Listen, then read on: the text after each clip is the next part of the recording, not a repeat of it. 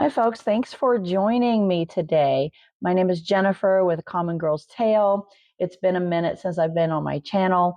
Kind of life has got really, really busy, and I wanted to kind of take a step back and do a little more deep dive in my own journey and learning about what awakening means, what is manifesting, what does that mean, law of attraction. I went through in some of my prior podcast episodes breaking down some of those topics, such as law of polarity, laws of the universe, etc. And now, after a few more years of my own deep dive, I feel like I'm really ready to come back with some good information and personal experience, not only from me, but from others, on how all this is applicable to your daily life. Whether you believe it or not, it's happening. You are creating your own life, you're creating your own experiences. And hopefully, by listening and asking questions, and I'm not going to pretend I have all the answers. I probably have more questions than answers still after doing this for many, many years. And I hope that in that seeking for more knowledge, you and I both learn something together and really experience our best, most abundant, healthiest, wealthiest life that we can have. So I'm going to start off today by reading a chapter out of A Course in Miracles. Now, A Course in Miracles is a book. It's been out for quite some time. Tom Caron from Be Something Wonderful. He has an amazing channel, and he talks about all of this content and information in a way that's really easy to understand and digest, and with no BS. There's not all this work we have to do. There's not all this changing our self-concept and, big ego, little ego, super subconscious, conscious mind. There's just a lot of things out there right now that, in order for you to find the answers that you're looking for and to live that most abundant life, you have to, pay for a course and go step 1, 2, and 3. And it's going to take years and months. And that's all make believe. So that's my experience. And as a, middle-aged woman who's kind of, experienced it seems like a variety of different lives. And I feel like I've been on different timelines. This information is really what's put it together for me. And I really wanted to initially get in here and start, chapter 1, let's go through A Course in Miracles. But the content is so much. And I really encourage you to, they actually have a workbook with it that you can go through, and it takes a year if you're doing it, every single day. I've been going through it for almost 2 years now, probably a little more, because I go to it, come back, go to it, come back. It is not separating you, by the way, from Scripture. It is not separating you from Jesus Christ. It's not separating you from God. If anything, it's all proof upon proof upon proof. And if you're looking for that and looking for that aha moment, I think you're going to find it in this material. So as I'm reading information. I'm going to emphasize some things. I'm going to provide some thoughts based on my own experience. But what I encourage you to do is go back and look at the content yourself and really challenge yourself to do a deep dive. Turn off the scrolling, the doom scrolling, turn off the news. Let's get in our lives. If you want a better life, you have to focus on your life. If you want a better personal experience, you need to invest in your own personal growth and knowledge and awakening. It doesn't, it's not about everybody else. And I know that's so hard to hear, especially if you're a mom or a wife or a friend, or maybe you're a coworker, maybe you're the owner of a business, and you're just, your whole life, you feel like you have been giving to everybody else and filling everybody else's pot, make sure everybody else is taken care of. And then you feel at this point, if you're a little neglected, maybe not seen or heard. But I just encourage you to kind of just ignore that as much as possible and really try to focus on yourselves right now. It's not selfish. You have nothing to give if you don't have anything in you, if you're not fulfilled, if you don't have a source where you get this information. So I'm hoping that this channel, I'm hoping that this podcast does encourage you, at the very least, understand this. It's not selfish to be selfish, okay? It's not selfish to take 10 minutes in the morning or 15 minutes in the evening or 20 minutes in your car ride to solely think about yourself. It is how you connect to the source of all things. It is how you connect to your power, and it's how you actually get control back of your life. You are not unhappy because of somebody did something to you. You are not unhappy because it's other people's faults. You are not fulfilled because so-and-so said this to you. You are not in a what they call a trauma response because of something that happened in your past. It's not true. They want you to think that because it ties you to that, and it's like an anchor that sinks you down because you think you have to fix that in order to be this. And that is not true, okay? It really, really, really boils down to your mindset. What you think is what you create, okay? Nothing has meaning unless you give it to you, okay? You're never going to hear this, you are never going to get an apology from anyone or any situation that's going to make it okay or make you feel better or erase what you think happened that caused the stress, that caused loneliness, that caused depression, that caused anxiety. You're never going to get you're never going to get the apology that you deserve. Okay.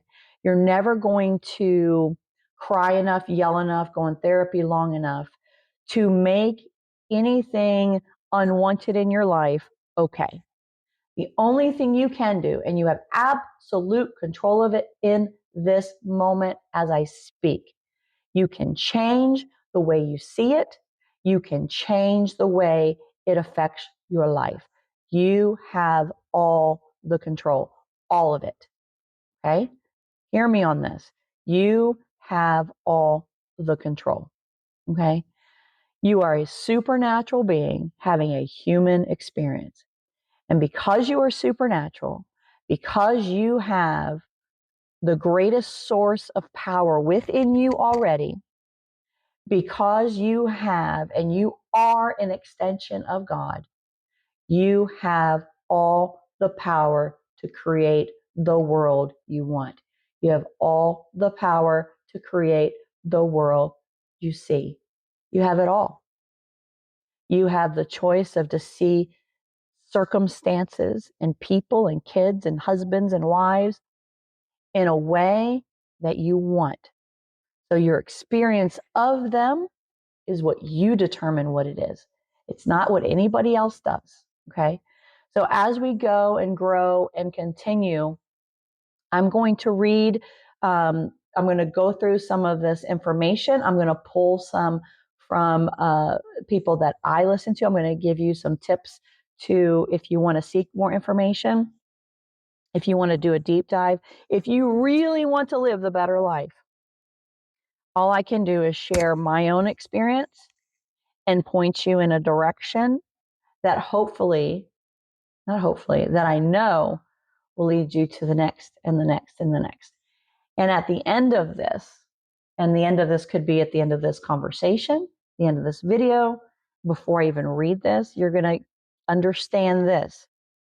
You're going to understand the power that you have. You may not know how to use it yet, and you don't have to believe it. You don't have to believe it, okay?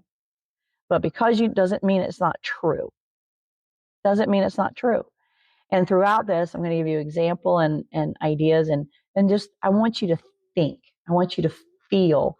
I want you to want things for yourself. I want you to take that control back in what appears to be, appears to be an otherwise unwanted situation or experience. Okay. So I am diving in, and I don't know why I'm doing this. This is just where I was led today. And it may seem like it doesn't, coincide with what I just said. It may piggyback right off it. I don't know. I'm just really learning when I get up every morning, what I'm learning to do is to listen to the voice in my head that I know is God. How do I know it is God? because it is not me. Okay. My thoughts are the judgment. My thoughts are the worry. My thoughts are all the anxiety. My thoughts are all the reasons I can't do or have to wait. My thoughts are all the plans I'm trying to do, the people I have to change, the people I have to, fix in order for me to be happy. Those are my thoughts. Okay. God's thought is very, very, very clear. It's pure. It's love. And when you learn to listen to that, it's already there. You may not be able to hear it yet, but it's there. It's already there. It's been in all of us. Okay. Whether you believe it or not, it's there. What you know is it's peace. It's a aha. It sometimes feels like a comfort. It feels like love. It feels like funny sometimes. It feels joy. It feels like no worries. No worries. So you hear it through your emotion, right? That's how we experience things through our emotion. So it's taken a while for me to figure out the easiest thing to do, which is to listen. And how do you listen? For me, it is a lot of people do meditation. There's some form of meditation, but really what it is, it's finding that moment to yourself and just stop. Just stop. Everything that's popping in your mind, no, move it. Like if you watch a TV show or news or something, and at the bottom there's this little ticker tape coming through. It's all the problems of the world, all the things going on. Everything that does it is not peace, love, happiness, abundance. If it's not what I know I want to experience, it just plays. Don't give any reaction to it. Just let it play. Okay, well, bills are due. Okay. Kids are sick. Okay. Lost my job. Okay. Let it go. Let it go. Don't do anything. That's the whole point, the premise behind be still and know that I am God, which we'll dig into that in another episode. So on this is actually lesson 166 out of A Course in Miracles. And I am entrusted with the gifts of God. Where I'm at on my journey, that in this knowing, I've always kind of had this knowing, but now I think I have a better understanding. But I do understand everything that I have, everything that I am is a gift from God. And that's just what it is, guys. It's just, I don't know how else to say it. It's just the truth. So all things are given you. All things. God's trust in you is limitless. He knows his son. He gives without exception, holding nothing back that can contribute to your happiness. And yet, unless your will is one with his gifts are not received. But what would make you think there is another will than his? Let's talk about that for a second. What makes you think this is not true? What makes you think that what you have, what you experience, is from anything beyond what he has given you? And there's a lot of answers for that, but that's a deep dive. So think about that. I also encourage you to write things down. If you don't have time to write it down, record it in your phone. Text yourself. What is that? Write it down. Here is the paradox that underlies the making of the world. The world is not the will of God, and so it is not real. Yet those who think it real must still believe there is another will, and one that leads to opposite effects from those he wills. Impossible indeed, but every mind that looks upon the world and judges it as it was certain, solid, trustworthy, and true, believes there must be two creators, in one himself alone, but never in one God. Never in one God. As we dig into the series, I will provide some evidence and proof that people are looking for. And this concept, this statement, really is a statement, is really supported by science and by scripture both. It is. The gifts of God are not acceptable to anyone who holds such strange beliefs. He must believe that to accept God's gifts, however evident they may become, however urgently he may be called to claim them as his own, is to be pressed to treachery against himself. He must deny their presence, contradict the truth, and suffer to preserve the world he made. My interpretation of that is fighting for your own limitations. Okay. It's like you have a question or a problem, somebody provides a really good resource or maybe a way to improve. You're like, no, no, no, no, no, but you don't understand. He did, she did this, this, and this. No, it's not possible. I can't do that. I don't have the power to do that. I don't have the time. I don't have the money. Fighting for your own limitations. When I'm telling you, you have none, except those that you have imposed upon yourself. Period. Here is the only home he thinks he knows. Here is the only safety he believes that he can find. Without the world he made, he is an outcast. Is he an outcast? Homeless and afraid. It feels like that. Think about it. One of the results of living, trying to control other people, trying to seek happiness from other people's behaviors or other situations. And again, this is not always This is not always a love relation. This could be kids, friends, family, upbringing, whatever. It could be an experience you have when you travel somewhere. It could be an experience on the bus. It doesn't make any difference. Okay.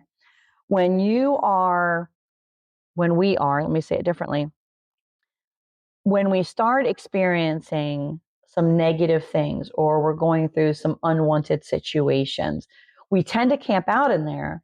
And then it's like, oh my gosh, of course this happened, and this happened, and that happened. Things happen in threes. Okay. When you're separated from your source, you're separated from God, you're separated. And when you're separated from your true home, you are homeless. Okay. So in that, you become homeless. Homeless can result in the feeling of being depressed, feeling isolated, feeling as if nobody understands. Nobody understands. Nobody can relate. It causes you to isolate. Maybe you sleep longer. Maybe you overeat. Maybe you just participate in things you shouldn't be participating in. And all an effort to try to feel that home, that love, that peace, because you're just seeking it all out there. And so what he's saying here is you are homeless and afraid when you are disconnected and you are not recognizing your true home. He does not realize that it is here he is afraid indeed and homeless too, an outcast wandering. You ever feel like you're wandering, just wandering, going through the motions, right? So far from home, so long away. He does not realize he has forgotten where he came from, where he goes, and even who he really is. Yet in his lonely, senseless wandering, God's gifts go with him, all unknown to him. Unknown. It is a treasure locked behind your awareness. It's really ignorance. Usually when people use the word ignorance, they get offended, like, oh, you're ignorant. It just means you don't know what you don't know. You don't realize. You're not aware. Okay. When people use the words awaken and enlightening, this is what they're talking about. They become aware of this, that God's gifts are already with you. You already have the power.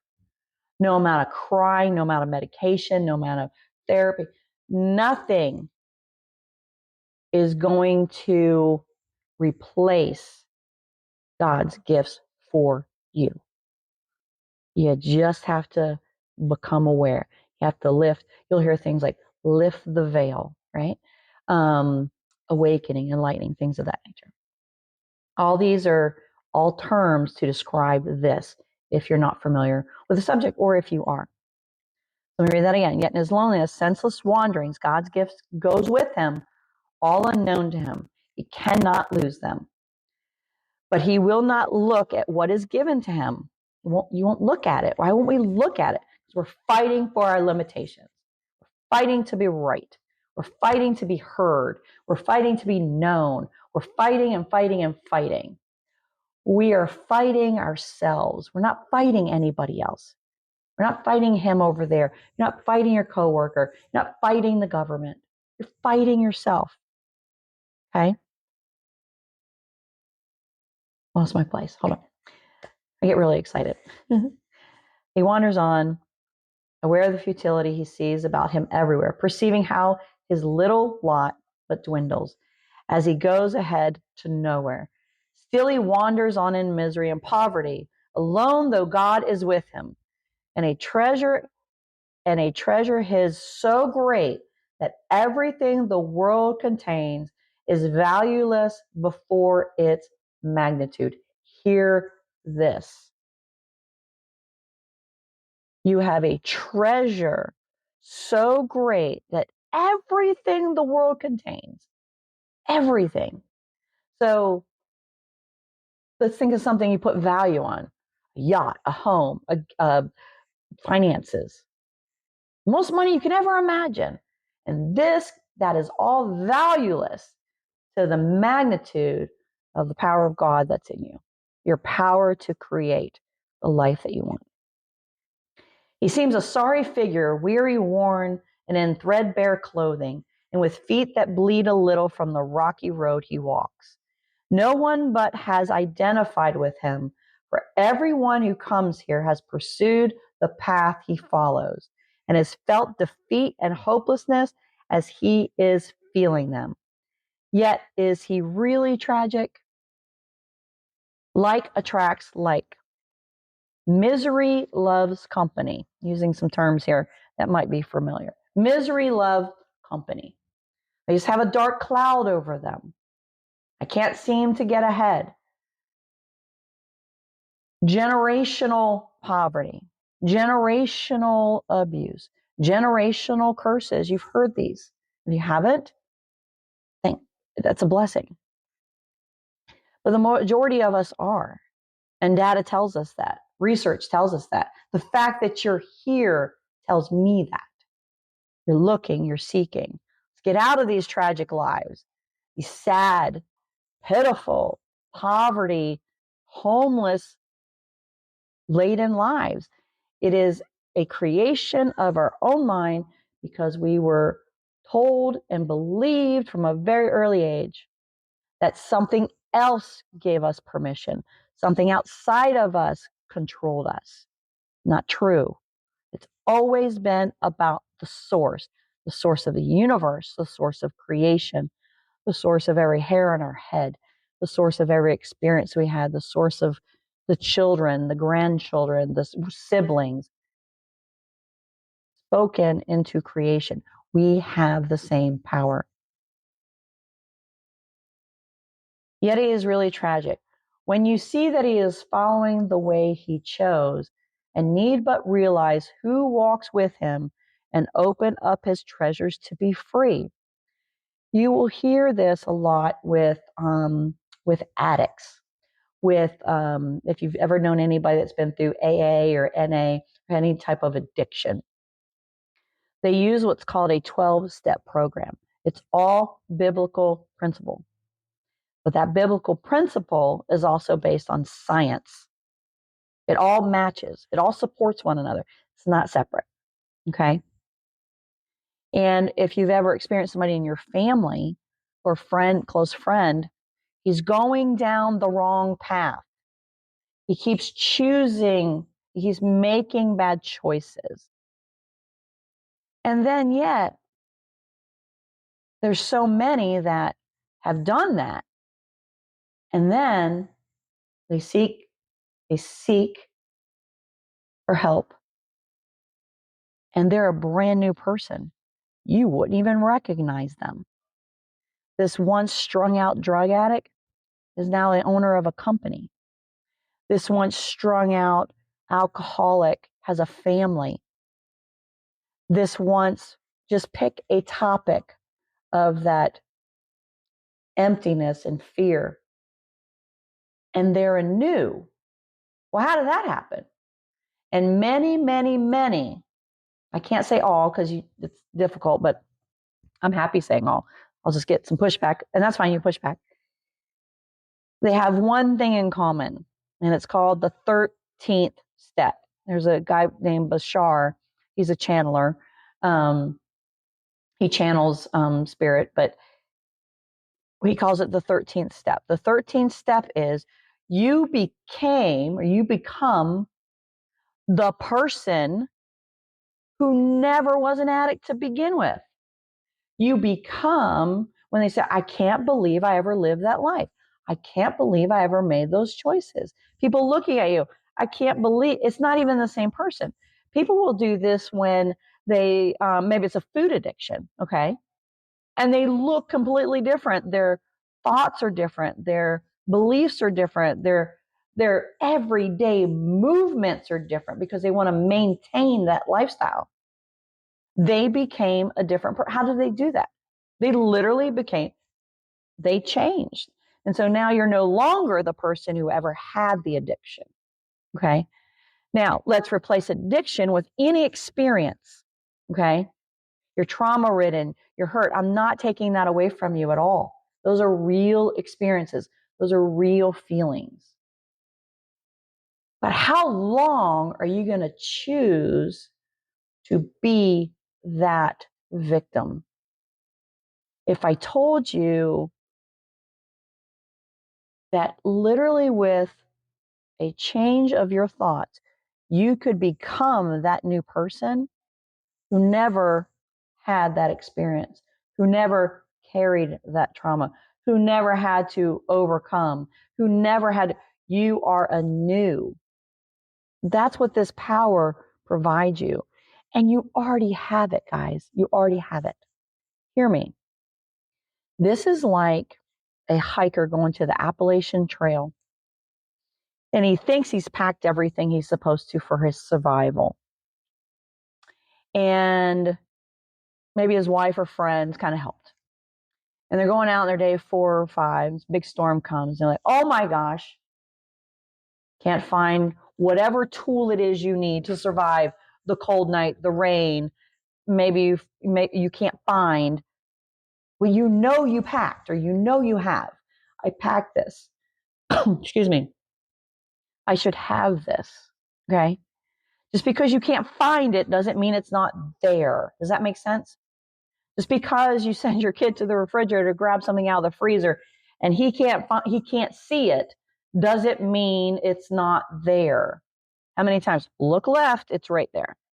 But to him, it's not there.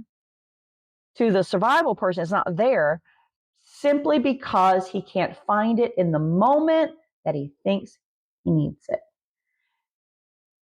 It's still there, guys. It's still there. Just because you haven't known it, you haven't been aware of it, you haven't been able to, quote unquote, find it, doesn't mean it's not there. Scripture tells us, the universe tells us, you have it. It's built-in survival. It's built-in abundance. It's built-in goodness. It's built-in happiness. It's built-in health. It's built-in love. You have it all. Let's continue. This is your chosen self, the one you made as a replacement for reality. We can go down the rabbit hole. Why? Doesn't matter. Okay? The whys do not matter. This is the self you savagely defend against all reason, every evidence, and all the witnesses with proof to show this is not you. Fighting for your limitations. But he, but she, but they.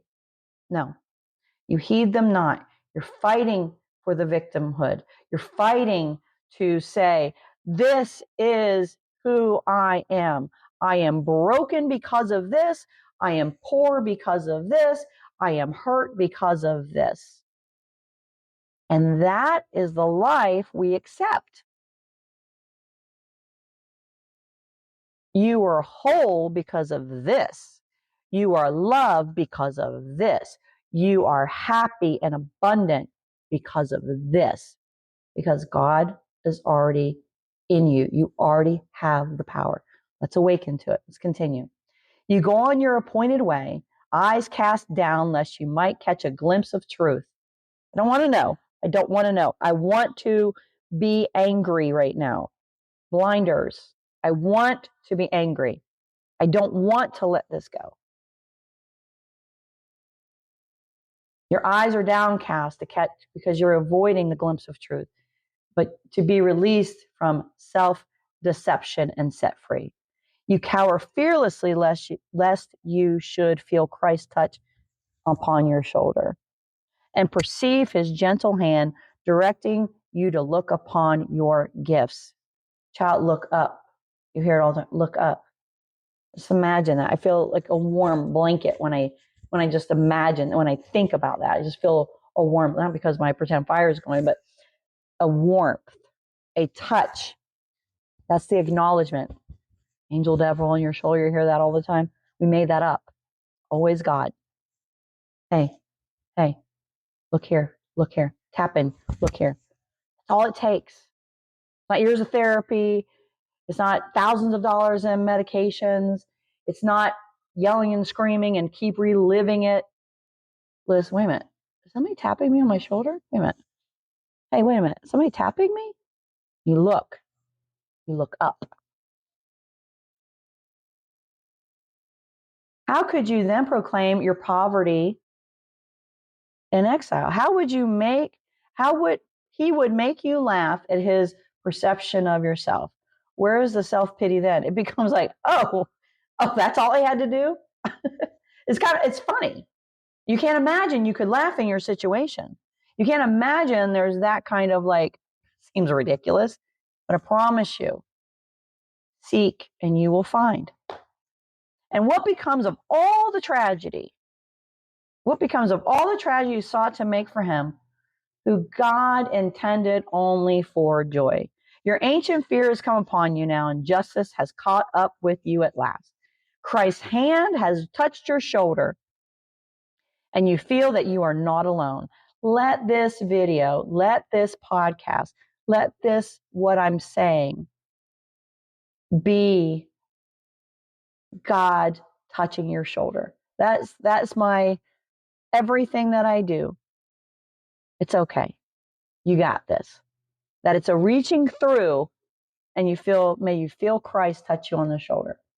Christ's hand has touched your shoulder, and you feel that you are not alone. If you know nothing else after this moment, you are not alone. You never have been. You're just not looking. You're not realizing. It's why people say get up in the morning and talk about being grateful. Because in everybody's life, in every single human experience, there is something to be grateful for. And for a lot of people, it's the fact that you woke up, you have breath in your body, and you can say, thank you for this moment, because now this is the moment I can decide to pay attention. When you seek gratitude and you seek thankfulness and you seek things of positivity, whatever label you give it, more comes to you. It's no different than, it's the law of polarity, law of opposites, whatever you want to call it.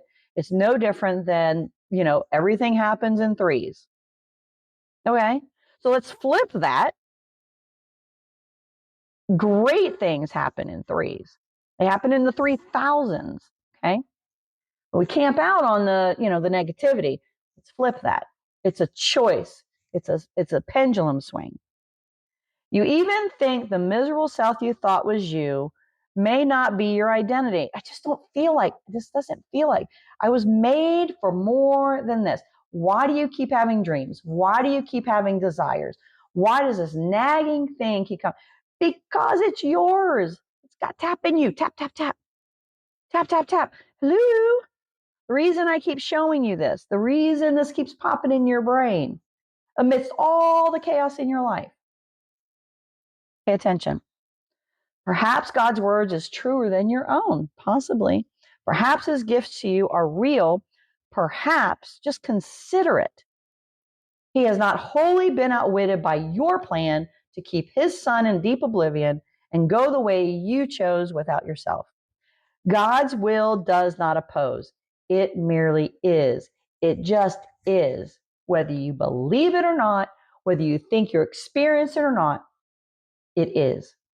God, you have imprisoned it is not God you have imprisoned in your plan to lose yourself. He does not know about a plan so alien to his will. Like, hey, I'm here. All the answers, all of them. Seek and you will find. There was a need. He did not understand, to which he gave an answer. That is all. And you have this answer given you, have no more of anything but this. Now do we live, for now we cannot die. The wish for death is answered, and the sight that looked upon it now has been replaced by vision which perceives that you are not what you pretend to be.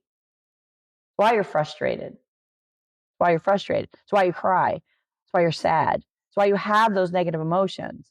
Because there's an equal and opposite positive emotion on the other end. Because now you have something to compare. I worry more about if I'm ever in a situation and it's awful by the world standards, let alone God's standards. And you're just kind of cruising through it like it's no big deal. Oh, it's a big deal. I get so excited I lose my place. Oh, gosh.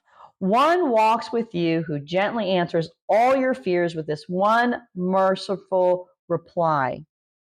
Hear this. It is not so. I am broken. It is not so. I am poor. It is not so. I am alone. It is not so. I am worthless. It is not so. I am hated. It is not so. I am forgotten about. It is not so. I am nothing more than X, Y, Z. It is not so. He points to all the gifts you have each time the thought of poverty oppresses you, and speaks of his companionship when you perceive yourself as lonely and afraid. It is not so. It is not. Yet he reminds you still of one thing you had forgotten, for his touch on you has made you like himself. The gifts you have are not for you alone. Okay? That's why I'm here. This is my next step of my journey. What he has come to offer you, you now must learn to give. It's like you have the bite of the most delicious, succulent cake. You had the best steak in your life. You had the best experience. Oh, you have to come here. I have to tell everybody. Oh my gosh, let me tell you about where I just was. Oh my gosh, let me tell you about the cake I just ate. Let me tell you about this. Let me tell you about that. Blah, blah, blah. Let me tell you about this shirt. Oh my gosh, the softest ever. Let me tell you about this, whatever. Just fill in the blank. That's what this is. That's what this is for me. Let me tell you about how easy this is. This is not hard. It's not hard.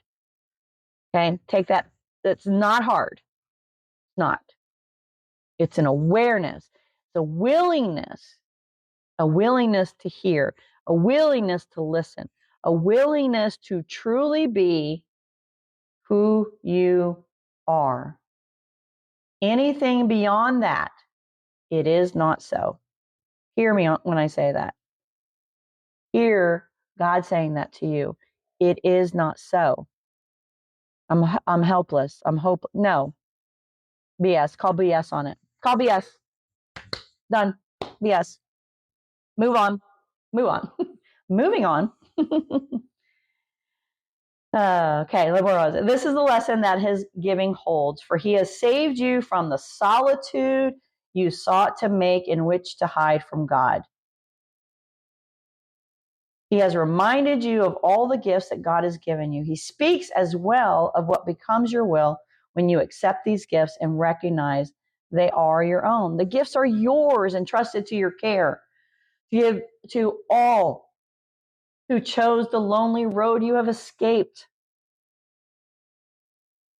It's an escape it. Be done with it.